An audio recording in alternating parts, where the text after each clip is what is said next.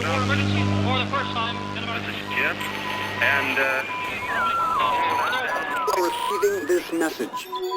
We are Ken Jennings and John Roderick. We speak to you from our present, which we can only assume is your distant past, the turbulent time that was the early 21st century. Fearing the great cataclysm that will surely befall our civilization, we began this monumental reference of strange and obscure human knowledge. These recordings represent our attempt to compile and preserve wonders and esoterica that would otherwise be lost. So whether you're listening from an advanced civilization or have just reinvented the technology to decrypt our transmissions, this is our legacy to you. This is our time capsule. This is the Omnibus.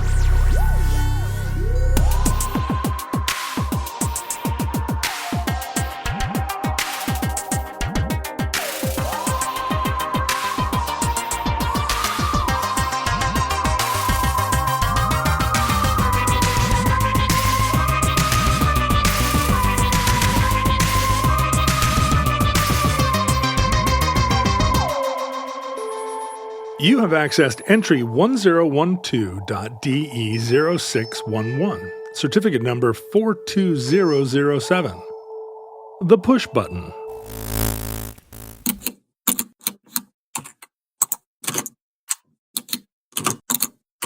I have no idea. This is either going to prove to be the most universal experience in the world to the point of mundanity, or it's going to make me sound like a huge weirdo. And I don't know which Why it not is. both? Let's figure it out. Let's figure out. All right. Mundanity or weird. Crazy eccentricity. Did you as a child love to press buttons? Absolutely. I would press a button. Oh my gosh. All you have to do is give me a button and I want to press it. Like compare them to say dials, knobs. I also like dials and switches. knobs. But are buttons better? They are pretty good. I feel like I found buttons to be so much more satisfying than Well, now wait a minute. knobs, dials, and You just mimed pushing the Jeopardy button. Your version of pushing a button is to hold up a controller and press a button with your thumb. well, that's also a joystick of the kind that had the button on top. Yeah, but what kind was... You know, the old Atari 2600. No, the 2600 had a button on the side. It did, right? So Yeah. so there it's that. But didn't you also have this kind with the button on top of the joystick? I didn't because I had an Intellivision as described many times in my CV. We should have Intellivision sponsor this show. They get mentioned more than any existing company. We've mentioned them more than IBM. And Intellivision, of course, had that disc that if you really play aggressively, caused severe thumb damage. But do you remember when the video game consoles had a little paddle component? Like that predated the joystick? Yeah. Like whatever was before the 2600, the Odyssey or the Magnavox or whatever, it had one of these paddles. And there was no sense of fun. No, it wasn't. Something about this motion, rolling that way is not fun. Right. But clicking and pressing is fun. Well, if you think about the way you played Defender or Asteroids, you had a joystick and a button on the console that you would push to fire. Do. And that was true for... What? All those things. Yeah, Missile command. In arcade games, yeah, it's true. The button was never on the joystick. No, it was always on the... so you could rapid fire. And I don't remember... I mean, I think the button and the joystick were constant interfaces until I stopped playing console and until I stopped playing video games. I mean, to this day, there's still... now it's not a joystick. It's a little D-pad with a bunch of buttons.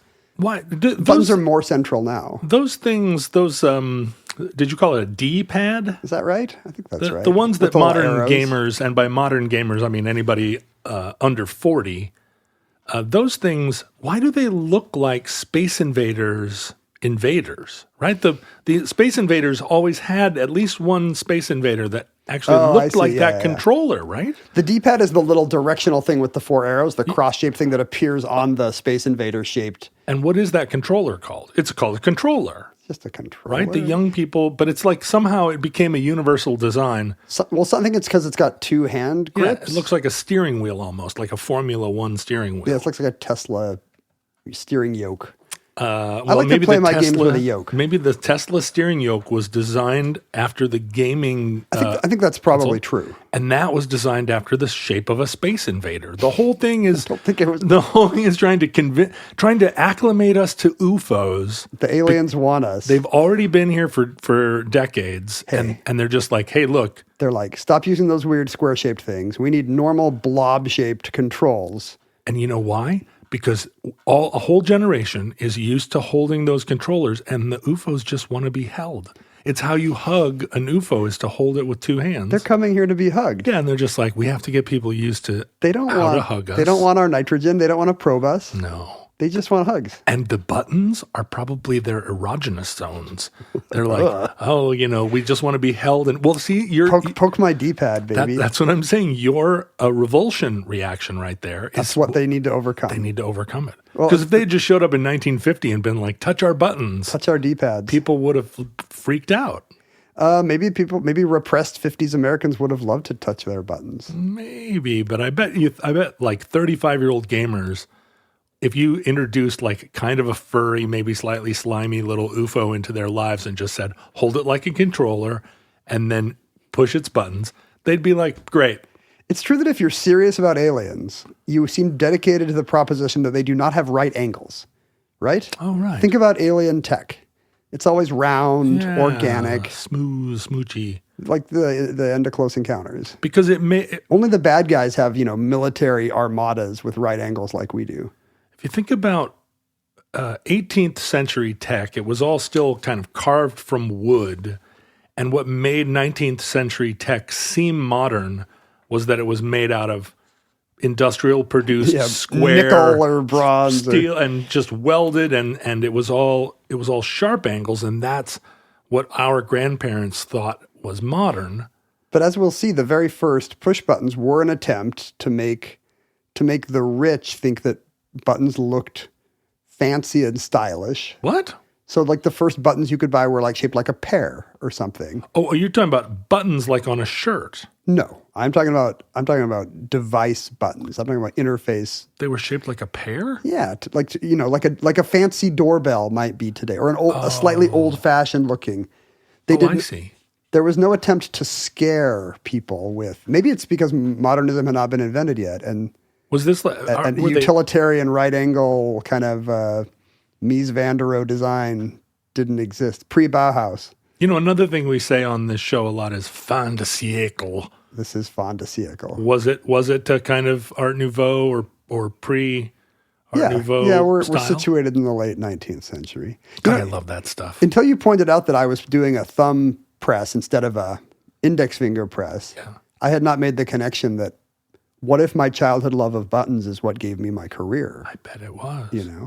But for me, it wasn't even video games. It was like anything with a button. Yeah, me too. Touchtone phone, a calculator. But Man, do you remember your first calculator? Oh, do I? Well, in my first calculator watch, I didn't have a calculator watch, but in 7th grade, Kevin Horning got a calculator watch, and it had a little game on it, right? What was that? Oh, that first, did they come with a little game? Yeah, there was some kind of little game that we would sit at the lunch table and just watch him play this little move a dot around kind of game on his watch, and we just felt like, well, this is better than walking on the moon. What could be better than this? We are in the future. But I loved buttons, especially that you pushed in and it stayed in. That's and good. Then you clicked it and it came back out. It must be a very specific haptic or tactile thing that we just do not, because it doesn't seem like it's learned. Oh, right. I hate to speculate that it's sexual in any way. In fact, let's stay away from that entirely. Click. I'm going to keep coming back to it because it really does feel like push it in and then it pops back out. But there's really almost no romantic activity where you're hoping to click something in. And it stays in. And it stays in. What are you talking about? That's all of romance. Do your partners have presets? Well, it's not just the physicality of it. It's like, I wish I could push a button and it would stay pushed in and things would work on their own. It's almost just something about emotional. The gentle feedback you're getting, like it has a way it wants to be, which is not so true for a knob or a dial. Well, dials have there's that spring-loaded kind. There's the tactile dials that go click, click, click. Oh, yeah. And then there's the ones that are continuous motion. And the ones that are continuous motion are often that's a lie. It's really It is clicking. well internally, and then there are some that truly are on a kind of graph. I mean, a lot of this is music equipment, right? It is. Oh, this is such a huge thing. The first time I played with a synthesizer, the pitch bend thing would bounce back, and that was my first time with a spring-loaded knob like that. And I thought that was almost as good as a button. Nothing's as good as a button, John, but... Well, 70s stereo equipment, with, that late 60s, early 70s hi-fi mania, all those receivers and amplifiers, they all had buttons, like incredibly. You could almost gauge how nice the stereo equipment was by the number of buttons. Well, and also how great the button felt, because you know what a cheap button feels like, yes, and you know what a quality button feels like. And what about the kind that light up when you press them? Oh man! Well, that was the best thing about that opening scene in War Games. Our first introduction to what it really looks like in a nuclear missile silo, where these two guys sitting deep in the earth at these enormous consoles of flashing buttons. And you're just like, give me those buttons. I don't know what they do, but let me push them. The Enterprise had flashing buttons too. I mean, it wasn't clear which ones were readouts and which ones you could press. And when I say you, I mean Uhura. Sulu. Yeah, Sulu. In the situation, you are Sulu or Uhura. Yeah. And I'm realizing that a lot of my button fixation as a kid is more of a futurism. Mm-hmm. It's like wanting to live in a society that has Millennium Falcon-like arrays of buttons. And that you would know what they all did and be able to control them. It seemed like adulthood. That's true. But remember how, even then, you would see pictures of an Apollo capsule, a lunar module or something. Guess what? No buttons. No, they didn't want those guys pushing buttons. And I think you can see why. You want a switch that's either on or off. You can't really, it's hard to lean on. So you get lights and buttons. Which is what made the space shuttle seem so cool, because suddenly the buttons were back. The whole cockpit of a space shuttle is just buttons, buttons, buttons. There is an abort button in most Apollo-era capsules. That's the only button is abort, which I guess means you want it to be a game show scenario where, bam, you can get your palm on that thing ASAP, right? Yeah, right. But it seemed like that would be next generation when spaceships had buttons instead of just lights and switches. And we actually had, this is a weird memory I'm having for the first time in 30 years.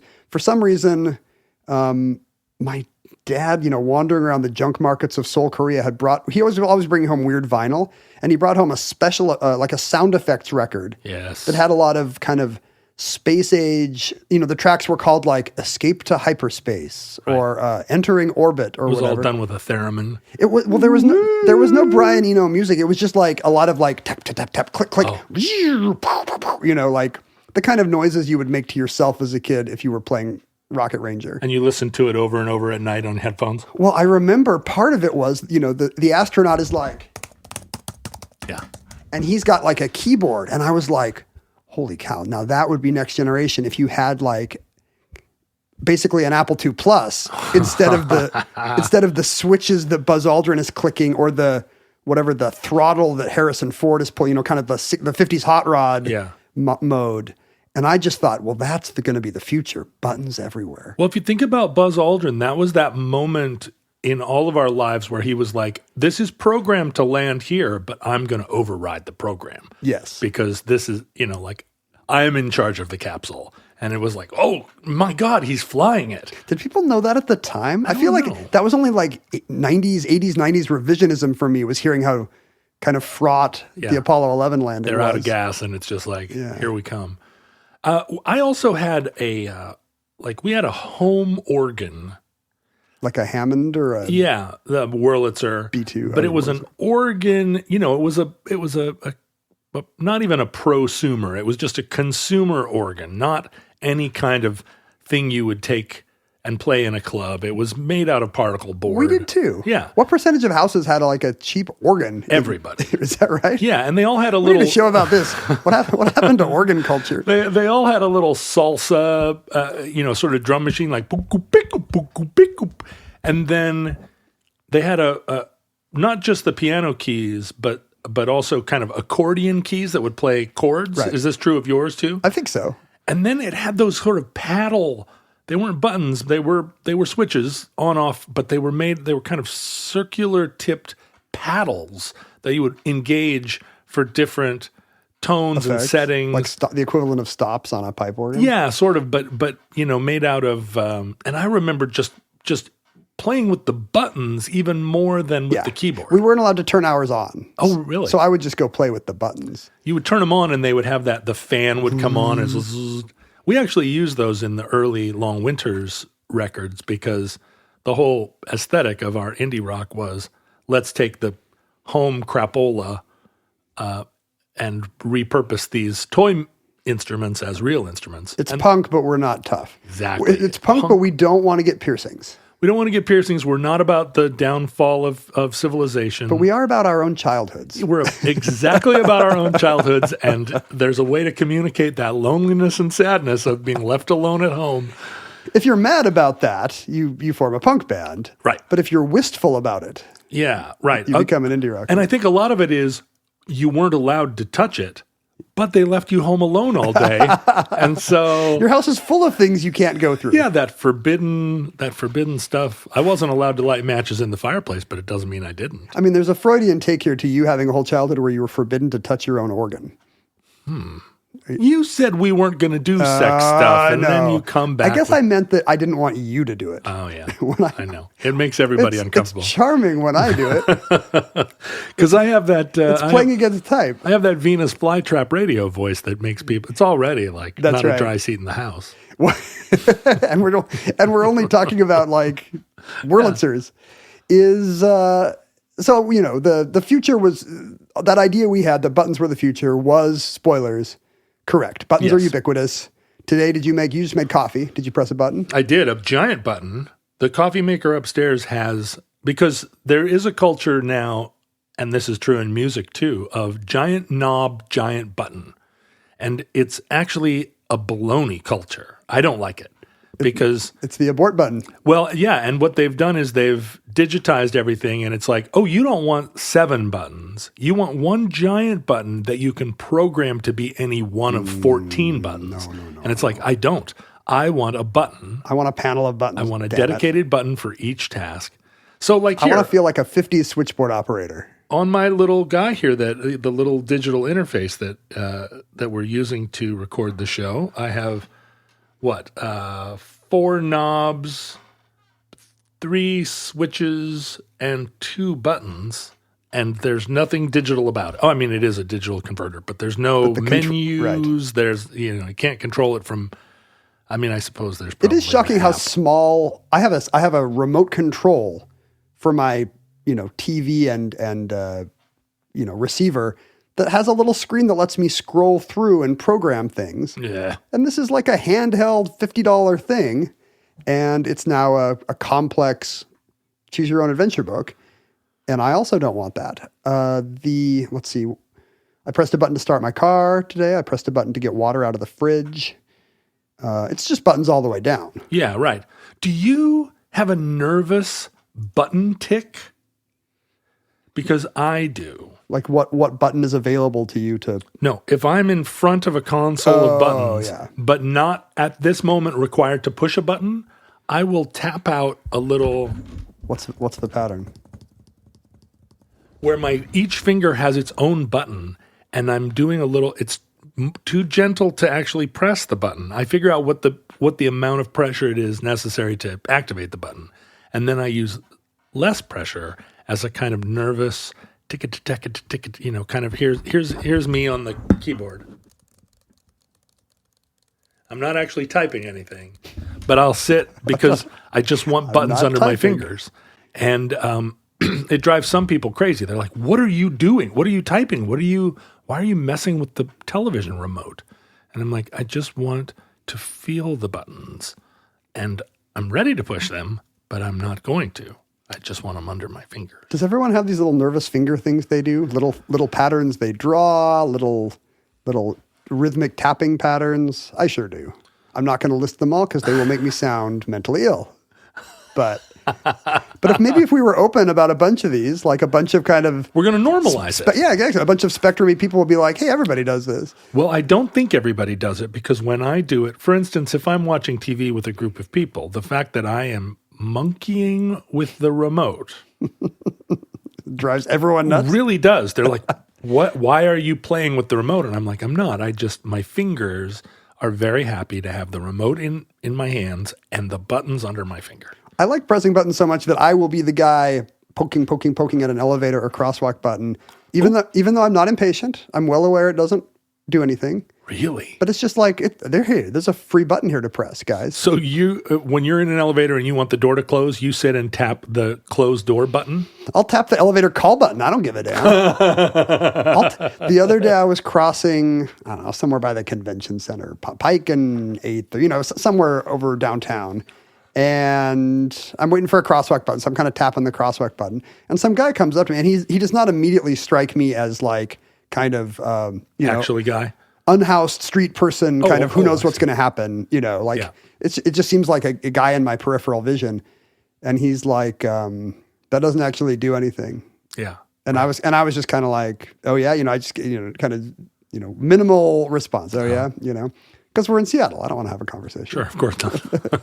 And the guy immediately is like, then why the F do you keep pressing that effing button? And I look over and I'm like, oh, maybe this guy's going through some stuff that I didn't realize, because he just launches into this tirade about how the crosswalk buttons don't actually do anything. And so what the hell are you doing? Get yourself together, you effing, and I was like, hey, are you from here? That's not like a super Seattle kind of a vibe, But I think about that now every time I nervously hit a crosswalk button. Well, it's funny because if I were at a crosswalk and a guy came up and started pressing the button over and over, I'm not sure if I would like it either. Well, I don't think I would like it either, because I'm like, who is this type A weirdo? It'll change when it changes. Right. But I'm not trying to make the light change. You're just I just got something going on. Right. Okay. Well, I'm just Gene Kelly over here. Zappity-doo, bop-a-doodly pow. I could scat, but that would be more annoying, not less. I want more buttons, and I feel now that you've brought it up that that I'm being deprived of buttons. They're going virtual now. A touch screen is just buttons, all the motion of buttons without any of the fun. Do you remember when they took the button off the bottom of the iPhone? Yeah, now they have haptics. Devastated. But guess what I have? Oh, look at you. I have not upgraded just because. Wait, I you don't still have a button phone? I do. You can still get this. I miss my button. It's a little smaller too, which I like. Yeah. I like being able to thumb the whole screen. When I was in that relationship with Millennium Girlfriend, she's a younger person, a millennium, and she had this tech culture energy, and she was like, small phone with a button. The smaller, the better is what cool tech people have. I didn't know. And I intentionally got the large type phone and made the type much larger than I needed it to be, just to antagonize her. She was always like, God, your phone is so embarrassing. I can't believe you guys aren't still together. And I was like, what do you mean? And I would look over the top of my glasses, even though that made it harder to see. Well, buttons were not always ubiquitous. The button had to be invented. And it kind of seems, I'm sure I'm a little worried there's like 699% invisibles about this. Oh, it could be. Probably. Those guys are nice. They're lovely. I love that show. Yeah. But I feel like I may not be treading new ground here, but I did find the expert in the field. In 2012, a PhD candidate at Northwestern named Rachel Plotnick published the first of what turned out to be a lot of work about the dawn of buttons and button culture. Mm-hmm. She later expanded it into a book. And I feel like, thanks to Rachel Plotnick, I am now a near expert. Wow. Spending 45 minutes with her work has made me I got to be top 100. Sure. I think. I don't know who all read her PhD dissertation, but when you do something like that, do you then look her up and see what her career has? Because when I read somebody's academic paper, I'm always like, I wonder if they're now the professor of button technology at DePaul University. I was honestly a little bummed to see that she'd expanded it into a book, because it meant that all my tracking down the academic journal no longer made me special, because I could have just gone to Amazon or conceivably Barnes & Noble. If Publish or perish, Ken. The word button, it's the same word we use for clothing button, as you've indicated. Mm-hmm. But it's a different use. And in fact, our use is more derived from the French bouton, which is the word they use for a button on a blouse. Don't get me wrong. But to them, it's a more general word for a basically a bump. Any Oh, kind of pimple or protrusion. if you have a mole, it's called a bouton. I bet they have a different word for those. But yeah, I think it's not wrong to say that a bump is a bouton. Do the British call like clothing buttons like snaptastics or something? Some British word like fanoodles? I'm sure in Australia they're like fangle wangles.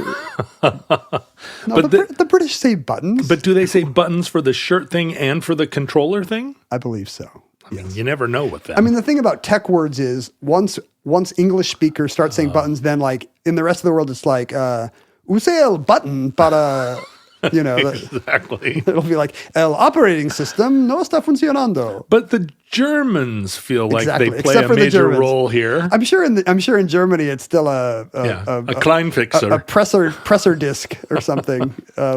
And the Danes, the Danes are going to have like a 7. Even more so. Yeah, like 2 hyphens and a. They're like German, but like the Scandinavian languages are like German, but they only have like 9 words tops to 9 work words, with. but they combine them in different orders. 9 Viking era words. Like that's why it's Bluetooth. Yeah. They had words for blue and tooth, and not that many more words. So they just call them the clitoris. No, they don't. No, they don't. Spelled with a K. That's awful. I know. I'm picturing it now. Like Yeah. just the word is very upsetting to me. It is. Or a Latin ending. Like US? Oh, no, that's even worse. The origins of button interface technology, Plotnik tells us, lie oddly not with clothing, not with any machine. Well, I guess it is a machine, and you kind of alluded to this with your Wurlitzer. It goes back to musical instruments. Ah, of course. Those were the oldest things that had a thing for your finger to go bup, bup, bup. The clarinet. Clarinet, a trumpet has those keys you push Valves. down. And, going back to the 16th century, the spinet piano was a push your finger down on it. I mean, it's not round, but it's a lever. It's a lever you push down on, and that makes the action happen in the machinery, which was not true of a crossbow or a sextant or a loom or, Right. This feels like a Leonardo da Vinci thing almost. Isn't it the type of thing that there'd be some sketchbook where he was like, and then the typewriter. I almost feel like nobody even the early typewriters did not have the front facing keyboard. Like we think of that as intuitively obvious. Okay, the interface will be buttons in some way, but that all had to be like It's a thought decided technology. I love this. It really is. It didn't exist and then it did. And I think from musical instruments, the avenue then goes through the Morse key, the telegraph. In 1844, just a year or two after the invention of the telegraph, it's decided that the interface is going to be the finger hitting a thing down. Because early there are scattered early button-like things on machines that were not electric, that are just levers or springs somehow that translate directly into device action. But electricity is what changes the game, because then what you're trying to do is complete a circuit. Right. And for completing a circuit, really nothing better than pushing one thing into something else. Right. That's the basic movement. It's not a knob. It's not a dial. It's not going to be any kind of lever, really. Ones and zeros, on, off. Yeah, the most direct way to get on, off is like, is this touching? Then it's on. Is it not touching? Then it's off. And so... Unless on is not touching and off is touching.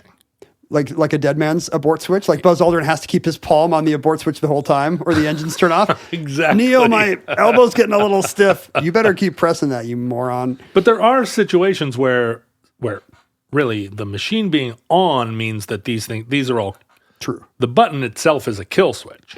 There are so many variants in button technology which you would not consider. We consider the button just having been delivered fully formed from Mount Sinai in every machine at once, and that is not true. Like there were hundreds of patents filed in the late 19th century, applications for different improvements to the button. How do you get the right feel? What's it going to be made out of? What makes it durable? How do you keep it from overheating if somebody presses it too much? You got to invent a regulator that keeps the button from overheating if somebody presses it too much, because electrical components are pretty basic. Yeah, right. Back then, 150 years ago. The button that has a clear plastic button surface, and when you push it in, there's a piece of red plastic behind it that says, now I'm red, and so I'm on. It's not even electrical. It doesn't have the light yet. It's turned red. I'm a different color. Oh, that's so wonderful. And exactly, like, is it a button that sticks down? Is it a button that when you pushes it down pops up a different button? Yeah. Like, all this takes decades to come together, and it does so weirdly across so many fields. Like, it seems to be directed at the rich first. Really? Like, button technology trickles downward, because really, if you're a working man, if you're working the soil, if you're digging a ditch, Yeah, you don't need your a button. shovel doesn't need a button. It's all for the idle person who is like, well, what can I do with an electrical signal? Well, I could ring a bell, But what? Well, okay, right. So you get a lot of this, the buzzer that tells you someone's at your front door, or in more cases, summons the person who will do the actual work. So if someone is working at this period, an industrial device, like, I guess I'm thinking, okay, a locomotive is going to have, like a steam locomotive is going to have levers, plenty of levers, but Right. they're all mechanical. There's nothing electrical. What's the first electrical controller for an industrial machine? I mean, a lot of it starts out being professionals, but like not in an industrial setting. Like in 1888, the first Kodak camera has a button on the side, and that's what opens the shutter. In 1891, the first typewriter has keys that face the typist instead of being a weird ball-shaped thing that I can't even. In 1887, the first, elevator operators were still a thing well into the 20th century, but this is also for the rich because it would be in a small setting where there's not enough use to require an elevator operator. You want to have a way to, instead of I'm going to pull the thing and the elevator starts, I'll push it back and the elevator stops. You actually want an electrical way to say elevator come, elevator go to the other floor. Right. And that's 1887. So flashlight, 1911.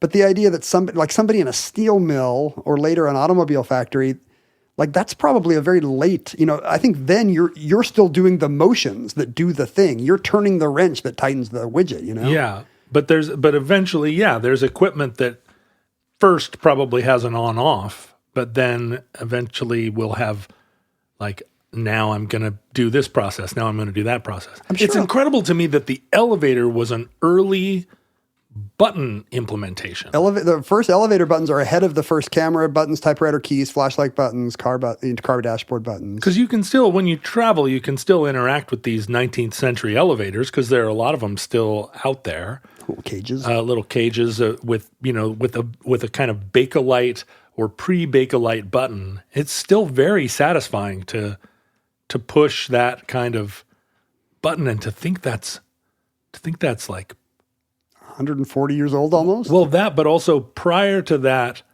I mean, that would have been the first button many people encountered. Yeah, you'd have to teach someone how to use that. Right. Well, what if I press this? And people were scared of electricity. Famously when they electrified the White House in 1891, Benjamin and Caroline Harrison refused to use the light switches. Well, it's because Tesla kept electrocuting elephants or whatever. It wasn't Tesla. Edison would come in. Edison would sneak in at night, electrocute the elephants, and then sneak out, and he would plant like Croatian food, crumbs of what? About a flatbread on the ground, and everybody would be like, "Oh, that was Tesla." Well, you know what? I have when I was fixing up my house, I bought an old house that hadn't been repaired since it was built in 1952.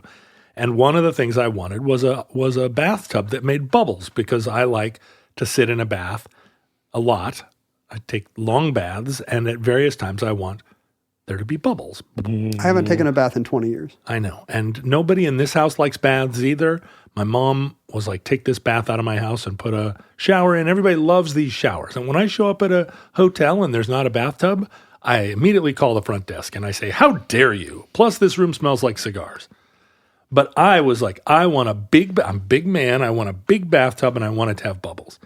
And in the course of looking for bubbles, I found a bathtub which had just been discontinued for reasons that may be clear. All the electrocutions. That had two kinds of bubbles. It had the jacuzzi bubbles, and then it had some sort of down at the bottom, some sort of effervescent bubbles. Oh. And you could have both kinds of bubbles on at the same time, an effervescence coming up from below. Do you think it's just a smaller jet? It's a tiny little bubbles, but it's made out through a different process. The jacuzzi bubbles. It's not chemical, right? You're not sticking Alka-Seltzer in the bottom of your bathtub. No, but like the jacuzzi, we all know there's a little filter down at the bottom. It pulls water in and then it shoots it back out. Mm-hmm. Whereas the effervescent bubbles are coming from not within the tub. They're coming from some sort of extra dimensional space. Yeah, that's right. A bubble maker that's somewhere else. And so what I like to do is alien tech. Sometimes I have the effervescent bubbles on. Sometimes I have the jacuzzi bubbles on. But the effervescent bubbles are controlled with their own controller, which has it has one of those plastic covers, and you kind of press a button. You press a dimple. A dimple. Yeah. You press I don't love those. Like a pimple. I don't like them either because because the tactile is just sort of like, this is like a blister in bleh. And then the jacuzzi has a big button. Well, the other day, the jacuzzi button stopped working. And I'm in the bathtub, and I'm pressing the jacuzzi button. This is I'm like, the worst thing that's ever happened to you. I'm like, what? How do I? And so I'm sitting there and I'm monkeying with it. And then at a certain point, I'm monkeying with it and I'm like, wait a minute. This is an electrical circuit, a button that is not working. And so I'm sitting in a tub full of water with my wet thumb, pressing this button over and over. At what point am I creating a hazard?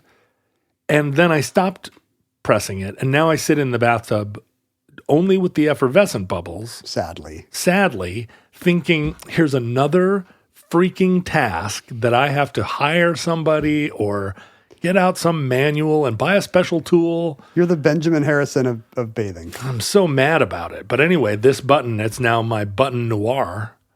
And I'm kind of slightly afraid of it, right? It's like, we have a recliner. We have like a recliner love seat in front of our TV, and it's actually got buttons. Button to make it plugs in. Button to make you go back. Button to make you go forward. I love it. For those of you wondering whether or not this show is compatible with Marxism, my button bathtub and Ken's button recliner. The poor have those lever lazy boys where you have to push back like a peon. I'm not going to push backwards. I spent the night in the hospital a couple of days ago, and there was a giant chair on wheels that was there just for the dads, I think. Yeah.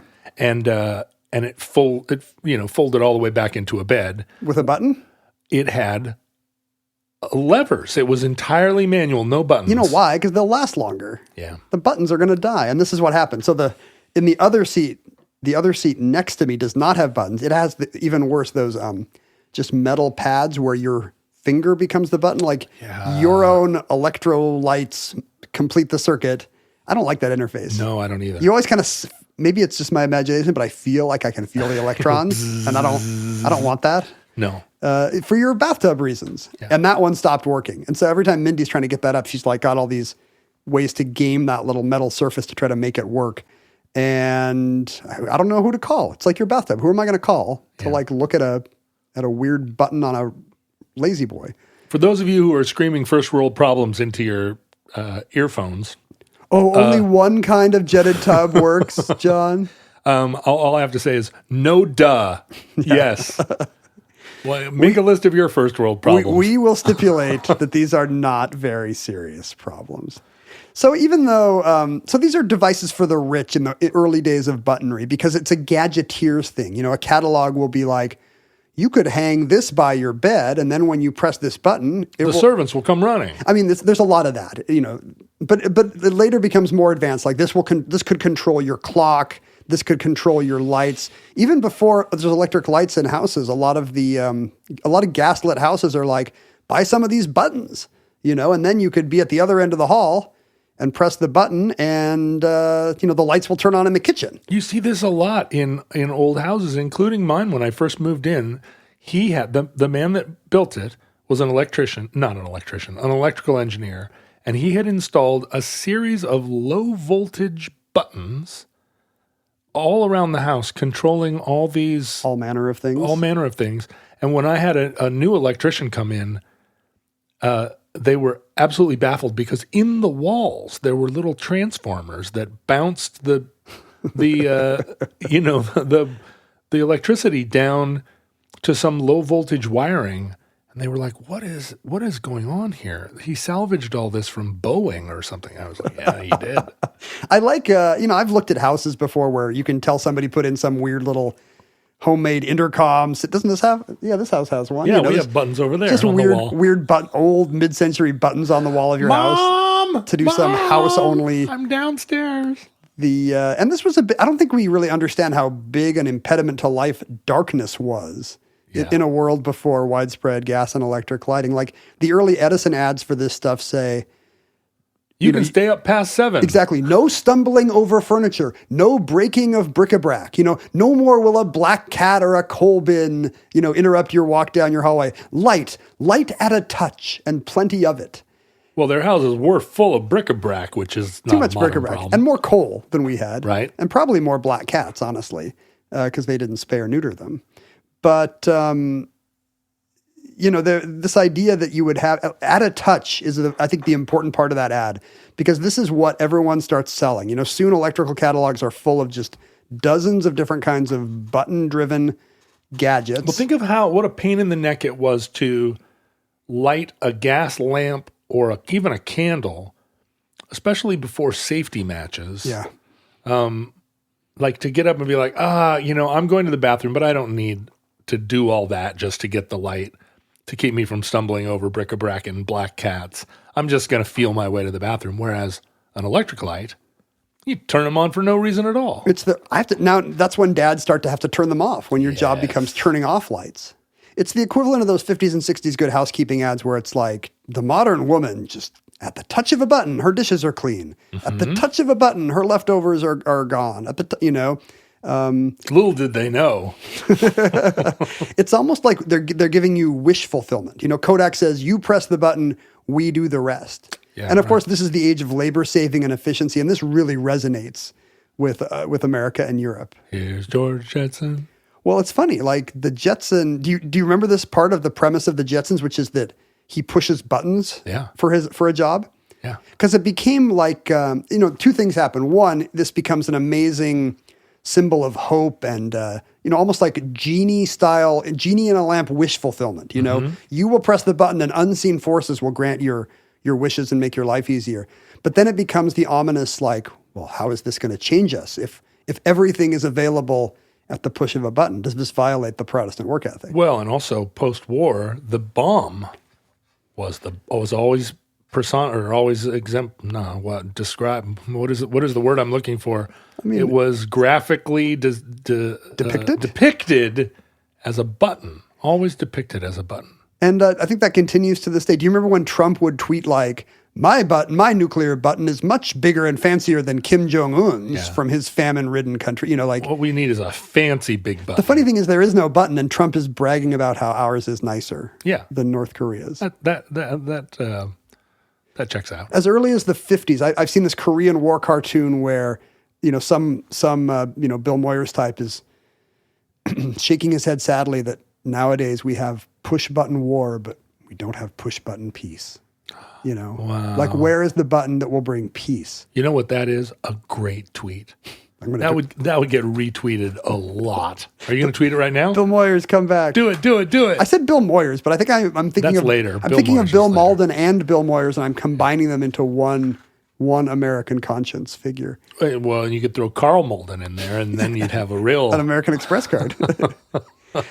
Yeah, so there start to be these fears, and this leads to this Jetson trope where George Jetson goes to work and just presses a button a few times a day. Right. Whereas meanwhile at home, Jane, his wife, is getting push button finger. That this is her repetitive stress injury. There's an episode where she gets push button finger because I had to press the maid button, 18 times today, George. Well, you think carpal tunnel syndrome was I guess it's still a thing, but do you remember when it was really in the headlines all the time? I do. Maybe that's a good omnibus episode. Maybe I'm just like, I think about it more because I was in tech and I was like, did you have this is my future? No, but all the older guys I knew did. Repetitive stress injuries. I was like, how do I avoid this? So these two strains are the stories of buttons for the next 50 years. You've got the utopian symbol of buttons as a brighter and more convenient world.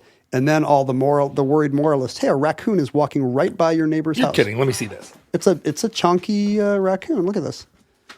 Oh, hey, and its tail has been Yeah, what happened truncated. there? Did it get run over? What are you doing out in the middle of the day, you ding-dong? It looks like it's drinking from that flower pot. It is drinking from a flower pot. Well, you know, This is not great in an audio format. one reason that raccoon has a half a tail is that it's a daytime raccoon, and that is not. He should be in a bush. He should be in a thicket somewhere. Well, that is kind of a bushy neighbor's backyard. I one time encountered a raccoon in the middle of the day. I was walking down an alley, and it was coming the other way down the alley, and I realized it was blind. It had cataracts to the almost to the sense that, or almost to the degree that its eyes were white, and he was coming toward me, and I was walking toward him, and at a certain point, he realized I was there, using his heightened senses, and then we had a little moment where I had to talk to him. I was like, "Hey, it's me. I'm here. Get out of my way." Well, no, I was like, "I am no threat to you, my friend." And he was obviously very freaked out, and he found a fence and went over it. But I still think about it like, how does a blind raccoon survive? How do you survive as an old raccoon? How do you get that far and stay alive? I guess it's because raccoons don't really have predators, but they. I mean, how does he keep out of trouble? I could have been some kind of raccoon predator. In my experience, sighted raccoons do not back down from humans and jump over a fence. He didn't back down either. Well, but he got out of dodge. He did. He found. He didn't a get up path. on his hind legs and go, Well, which is what a lot of bit. sighted raccoons will do. A little bit. We had a moment where I was like, "Look, I mean, because if he had been like friendly or scared, I would have reacted differently." But I was like, "I'm chill. You're chill."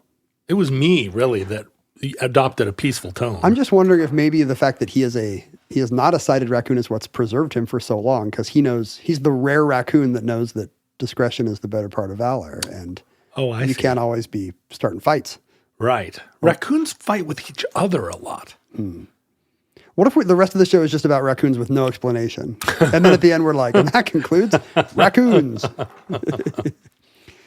So sorry about the interruption. No, that was great. I was glad to see it. That was very eventful, but maybe not such good podcasting. I think it's not really an audio thing, a raccoon walking by. I think most people who listen to this program have experience with washing bears, and they could picture a washing bear with half a tail in the bushes, and they were right there with us. It is a good omen, right? Yeah. For an omnibus. If a washing bear appears in the middle of it, it'll bless the rest of our journey. I A think. trash panda. So, like on the utopian side of buttons, this always will go back to the 1893 World's Fair, like every omnibus does. You know, my great grandmother appeared at the World's Fair. Was she a sexy fan dancer? She was a singer. She sang some operetta and won a silver medal. Wow! Yeah. Congratulations. Listen, I'm an old time American. Sorry for the implication that she was a burlesque artist. No, not well. You know, we're much more lofty people, but I'm sure there was sexiness in her operetta, in her bustle, her ankle length. The operetta bustled. has always been the least sexy art form. No, the ads for the fair would have all kinds of promises of the delight, the button-driven delights you would see there. You know, like go to the German pavilion, press a button, and a Fraulein. I think there would be actual kind of sideshow little shows that would be button-driven. You know, the Fraulein will yodel if you press the button. Over in the French one, the waiter will extend a baguette at the mere touch of a button. Right. And on the train on the way there, you know, the buttons you could press for service were a sign of luxury and modernity. But this is when people start to worry. I think a lot of it is driven by industry worrying that they're making buttons seem too easy, and therefore they will not be able to charge consumers large amounts for it. People were already worried about buttons before the turn of the century? Yeah, there's button pushback very early. And some of it is coming from educators, and I'll get to that in a second. But a lot of it is just coming from the electrical industry, who wants you to know, hey, incredibly complicated things are happening when you press that button. And therefore, when you get your bill... That's why. Yeah, you should not think, but you said the button made life easy. So they would literally put out pamphlets and ads called Think of the Wiring, where they would remind you, how complicated and fancy electrical work and utilities were. They released a 1920 film called Back of the Button. Under the theory that, quote, a comprehension of the billions that must be invested and of the army of workers who must toil in order that when they press a button, the stuff only works because of our huge mammoth infrastructure. They're reminding people that it's a first world problem, even then. And then you have educators who start to worry. There's a woman named Dorothy Canfield Fisher, I think the first woman to bring Montessori to America. So, cheers or boos, depending on what you think of that. Who could boo Montessori? And a friend of Willa Cather, real social activist, Eleanor Roosevelt loved her. But she was very worried about what this would do to our kids, Oh, this is such a Montessori story. It is, right? And it's also just the story of every technology, no matter how benign we now think the tech is, including pressing a button, there was someone to say, now, hold on. Hold on. If we start to raise our kids thinking that, buttons are magic, they won't understand how devices work. Back in the day, you would know how your crossbow or your sextant or your loom worked because it was clear that the motion you were doing was, and now we've for the first time, divorced user motion from the purpose of the device, and this is just going to break our brains. If I think of my daughter's Montessori education, which she pursued, or rather was forced to pursue until 6th grade, all the way through 6th grade, I don't think there was a button in the entire school. Do you think it's still banned? Well, no, you're absolutely right. It's the whole premise is that you understand things by manipulating them with your hands and by seeing the process all the way through. And there's very little electricity, or maybe no electricity. It's all done with. That's why schools meet in the daytime. It would be too dark otherwise. So I think buttons didn't play any role in her education, less than even mine. It led to a real educational revolution around this time where grades 6 through 8 really started to emphasize how does electricity work? Yeah. People would build simple circuits. So, it would, and maybe this is what you and I are seeing the downline of this, a world where kids think buttons are cool and fun, because this was the first time that kids were encouraged. You can build a button with just 2 little plates of iron or nickel or anything. And so it was a very simple exercise to have kids build a little button that would complete a circuit and turn on a light or make a bell ring. Or we were still doing this in the 20th century. Yeah, my friends Peter and Thomas Kluge, their father, and predictably Germans, they would their father would bring home old radios and anything that that plugged in, and they would take them apart and rebuild them into other things. It seemed like magic. This started in the 1890s, just trying to turn particularly young boys, but also there was an offshoot of, the girls are going to need this for their domestic sciences in the modern household. They need to know how light switches work. So it was for everybody to, take an hour and build a burglar alarm. And this was an important part of middle school aged education, just because people were scared of this idea of what if we turn devices into a black box? And of course, they were not wrong. That's exactly what ended up happening. Every device we now rely on is a thing we can't fix and don't really understand what's happening. Yeah. Our manipulation of it is kind of an illusion that has little to do with what the device actually performs. It's a series of tubes. Whole series of tubes inside your iPhone. But the genius of it is a black box allows for so much more complexity. If every end user has to understand every stage of what every machine is doing, you never get a good machine because that's just that's too big an ask. Maybe UFOs are actually shaped like iPhones, and they've been just training us over and over, and now maybe these actually are UFOs. The iPhone is the combination of the right angles with the curved curves. alien, the curved Close Encounters edges.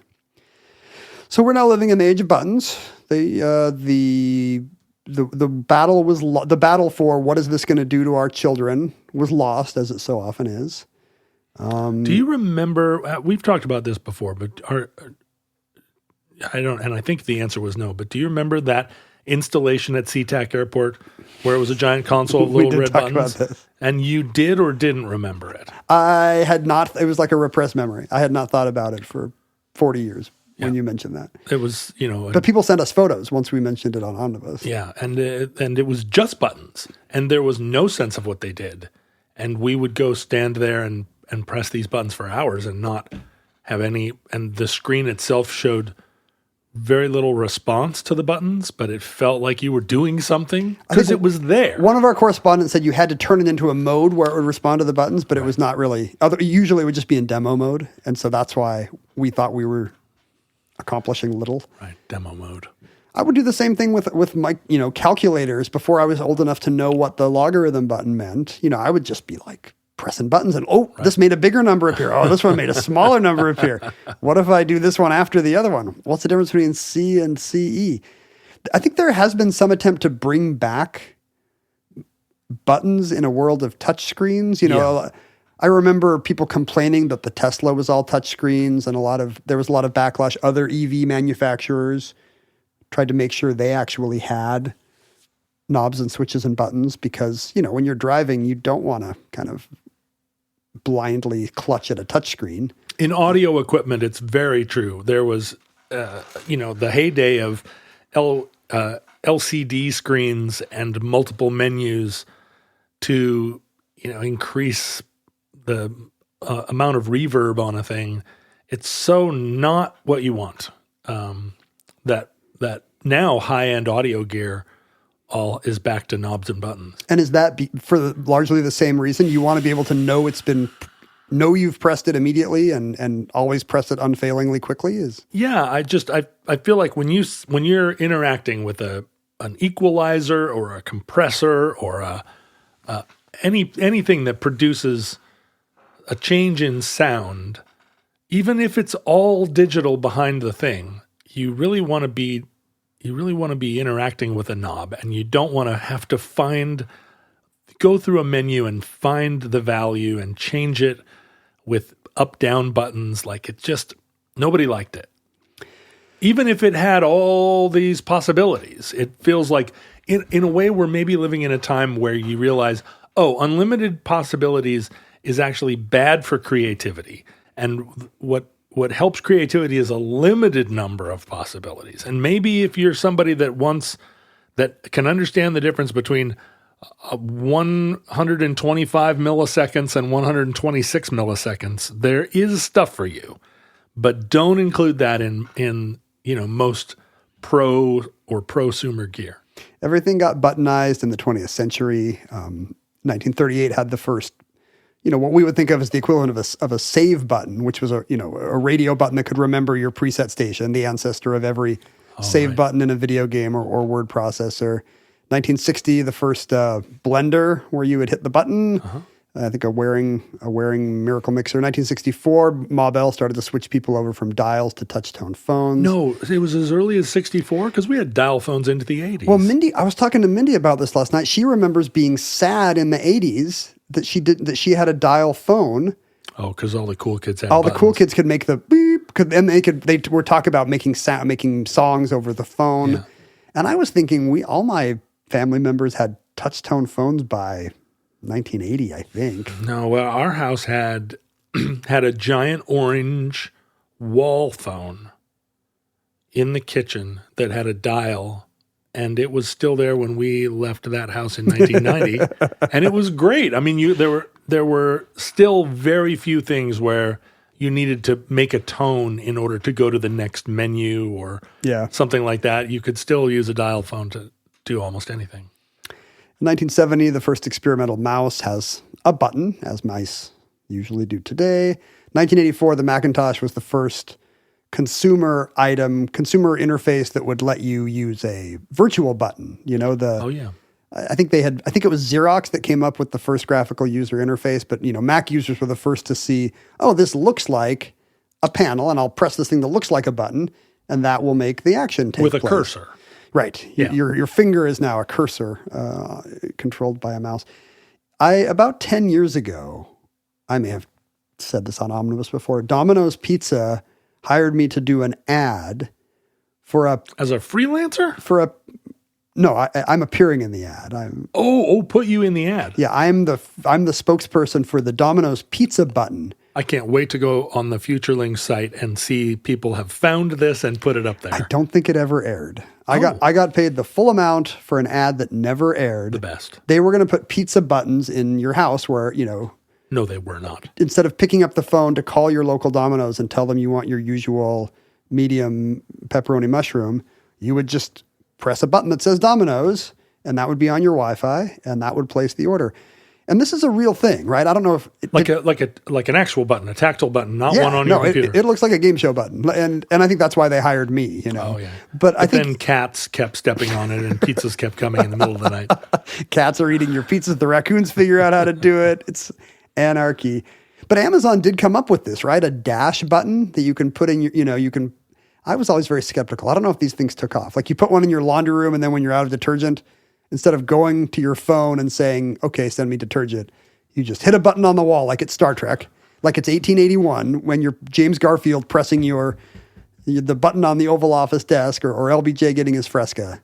Well, it's funny because the phones now, obviously they figured out that what you want to do is get people to be on your phone more, not less. Yeah. Instead of interacting with the real world. Yeah. And so at the time, instrumentation. it was so, navigating all those places, I mean, it's still awful, but to figure out how to get over to the, so lame. But very quickly, it's like now you don't want a special button. You want any excuse to pick up your phone because then you can order some detergent and then maybe buy some other stuff and play solitaire. Right. And also life is too complex. Like in 1890, maybe all the electrical tasks you needed to do, you could do with, 3 buttons. You need one to call the servant, one to turn off the light, and one to, set your alarm clock or turn on the burglar alarm or whatever it is. And now, there's tens of thousands of things you might need to do from your home. Right. And the phone is the right. So it is the Star Trek future where Captain Kirk's got that iPad thing that he's always looking at and signing or whatever. But no buttons on the walls. Every app is a button. It's true. Right? When you have your home screen, it's just they're all buttons. And then within the app there are more buttons, but without the satisfying I did it, ka-chunk, I changed the machine. I did it. I doed it. Maybe that's generational. Maybe even without haptic feedback, maybe Gen Z feels that same buttony happiness every time they click a go button. Well, that's the thing. You just said click, an onomatopoeia for it's not a click. A sound that doesn't exist. Sorry, they touch. They touch. Touching's just not. Here's what I learned from my lazy boy. Touching is not as good. But emotionally, touching is very important for a healthy relationship. You got to touch the aliens. Mm-hmm. You got to touch your significant other. You got to touch the raccoon, the blind raccoon. But we still say, God, it really pushes my buttons. Yeah. What do you think they said before? Gosh, it really. Is that why yanks my chain is a thing? Yeah, I guess. Oh, stop yanking my chain because that was the original potty, and I'd only say potty because it drives my daughter crazy. That was the original way to flush a toilet was pull the chain. She's really yanking my chain, or probably start a machine. You yank a chain. Do you think that means, boy, he's really pushing my buttons? That's going to go. It's going to be like he's really touching my touch screen. Well, I don't know.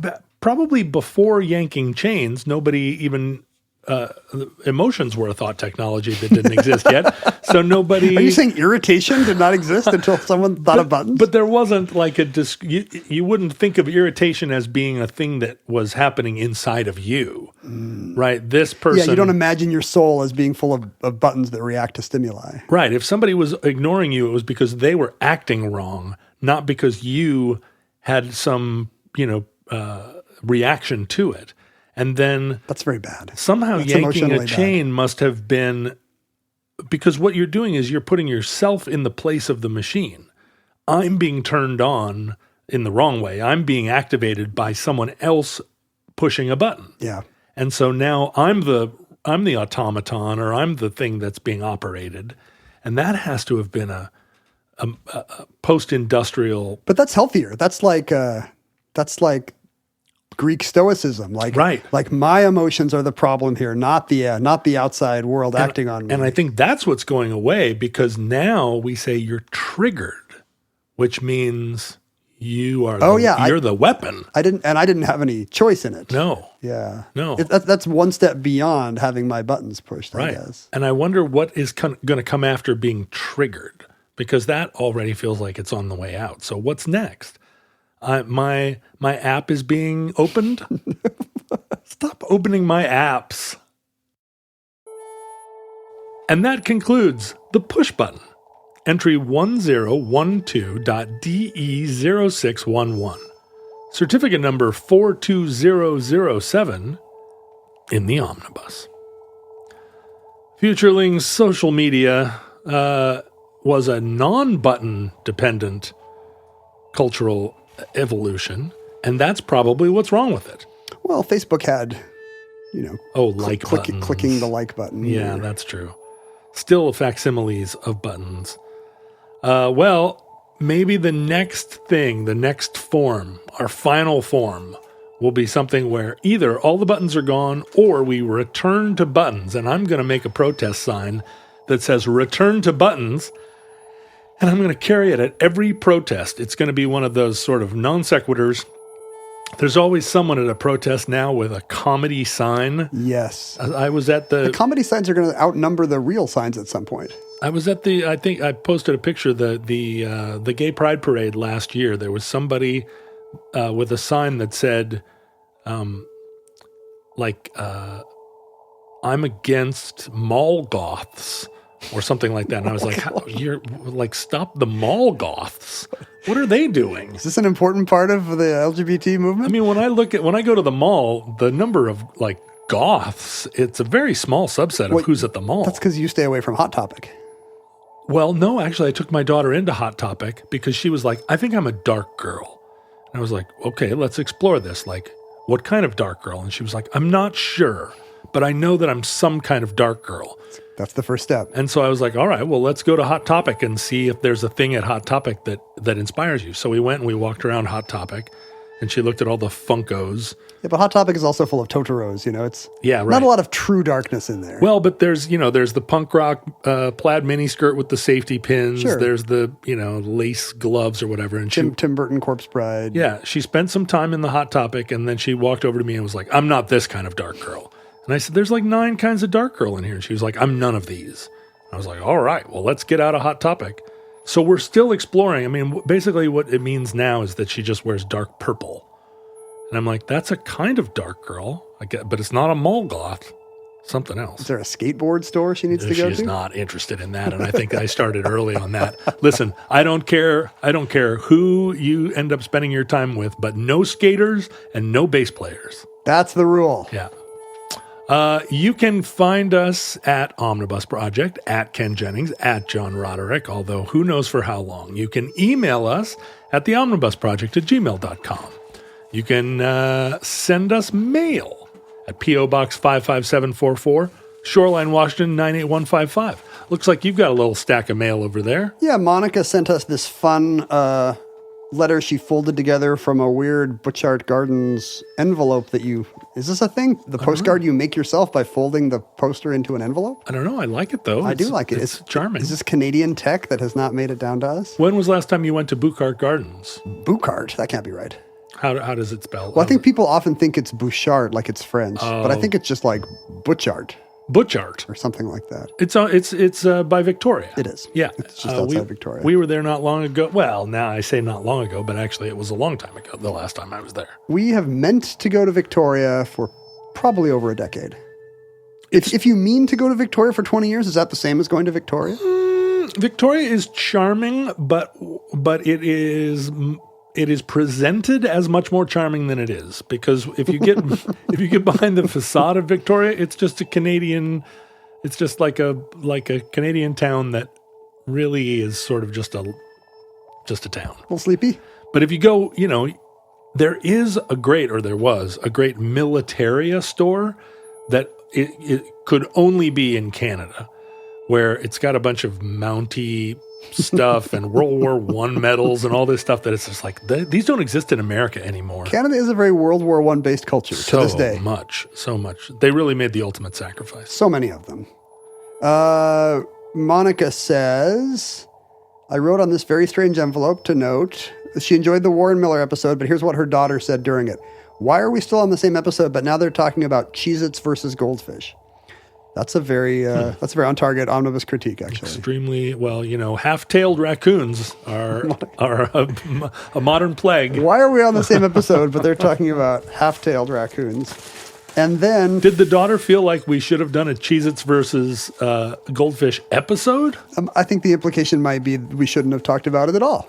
We should have continued talking about Warren Miller. And at the moment where we have nothing more to say about Warren Miller, instead of switching to Cheez-Its, we end the show. But the thing is, we still had stuff to talk about Warren Miller. We just needed to talk about Cheez-Its. That's the problem. Yeah. We need somebody with an electroshock button watching us. Our friend Tom from Queens sent us, a belated holiday gift, probably because I didn't get the mail in time. John, thanks for all the wisdom. Sure. We've talked about this. Glad I could help. Every time you mention Welsh rarebit on the show, I think it's come up once before that was a comedy trope of the early 20th century, that this was a very bad food for the stomach, that you would get nightmares if you ate cheese toast. Yes. Americans were terrified of light switches and cheese toast. Cheese toast. And he actually sent a compilation of the Winsor McCay comic that had this premise called Dreams of the Rarebit Fiend. There's a whole book just about how Welsh rarebit will give you nightmares. There was a weekly comic, maybe daily at some point. It's the guy who drew Little Nemo in Slumberland. Yeah. And this was a slightly less rococo strip, but it would always be somebody in some incredible surreal situation, absurd situation that would end with him waking up realizing, boy, I got to stop eating rarebit before I go to bed. Oh, I get it. Sure. That's a wonderful comedic premise. He's getting nightmares from all the cheese toast he ate. So here's your new book of turn of the century Winsor McCay comics. Done. Thank you, Tom. Well done.